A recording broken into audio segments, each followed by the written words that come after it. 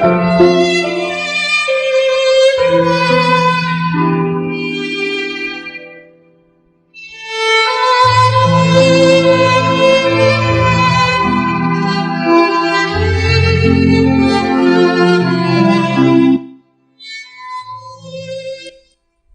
किसी औरत को उसकी रज़ा के बगैर मत अपनाना, और अपना लो तो कभी उसको मोहब्बत की ख्वाहिश मत करना। मैंने औरत को हमेशा कमजोर समझा था। मैंने औरत को हमेशा कमजोर समझा था, मोम की गुड़िया की तरह।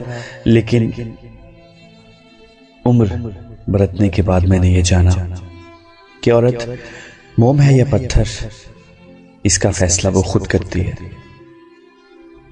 किसी दूसरे शख्स को उसे मोम या पत्थर कहने का खिताब देने का हक कभी नहीं होता।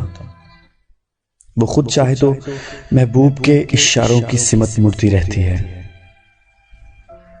वो खुद चाहे तो महबूब के इशारों की सिमत मुड़ती रहती है, और पत्थर बनने का फैसला कर ले तो कोई शख्स भिखारी बनकर भी उसकी निगाहे इल्तफात नहीं पा सकता।